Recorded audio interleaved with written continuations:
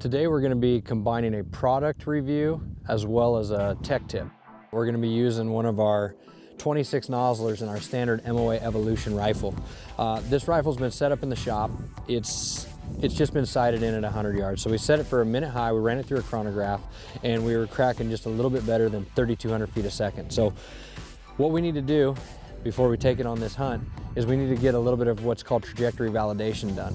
I prefer to do it in the field, set up pretty much how I'd be hunting. So aside from the mat, the rifle's on nothing more than a bipod and a soft, field shooting bag in the rear. So my goal is to simulate a shot just how I would take it on a buck or a bull in the field. So what I've got is across the canyon here, I've got a rock that's got some wet spots on it, and then it's got a little bitty rectangle in the middle of a wet spot that's just real dry and real bright. That spot can't be more than a couple inches wide and maybe 3 inches tall. Again, this canyon is a deadfall canyon, meaning it has no ridges in the middle for any updrafts to be pushing and holding that bullet up. So we want that bullet to fall just as natural as can be, all the way from the muzzle to target. So again, 1,000 yards, free fall, validation, field shooting form. What we're hoping to achieve here is that the ballistics that we've gathered from the chronograph is close enough to get us on target, but we're assuming there's going to be a couple finite adjustments. Once we figure out where the actual impacts are hitting on the rock, then we can adjust the scope to get the turret matching impacts. We can take that information, put it in the rangefinder, whether it takes a little bit of speeding up the velocity or slowing down the velocity, so that in the end of it, the rangefinder is hitting the target, giving us the exact call that our turret and our rifle is giving us an impact on the rock. So that's the process. Let's take a couple shots and see where we are.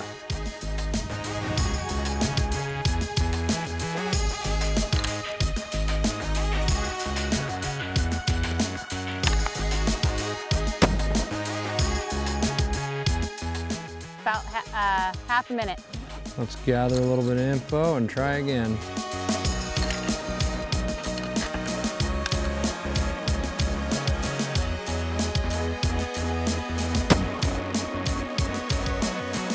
Quarter minute high.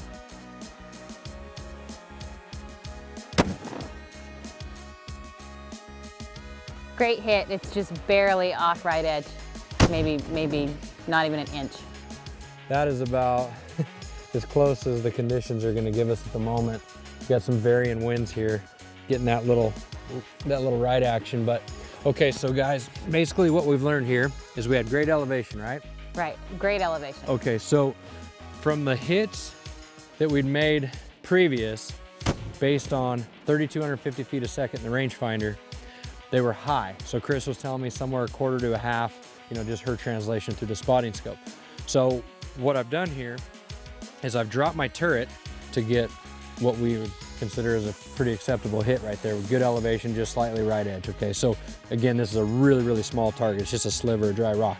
So great elevation. So now what I'm gonna do is I'm gonna go into my rangefinder, and since I had to make a cut on the turret, that would essentially be that the bullet is traveling faster. It needed a little less dope on the turret than I had originally given it. So I'm gonna go from say 3250 to 3265, 3270, and I'm gonna check the rock, and I'm looking for this ballistics output to match exactly what my turret is. And I'll continue to manipulate the velocity in the rangefinder until the read that it gives me is exactly what I just got a perfect elevation hit.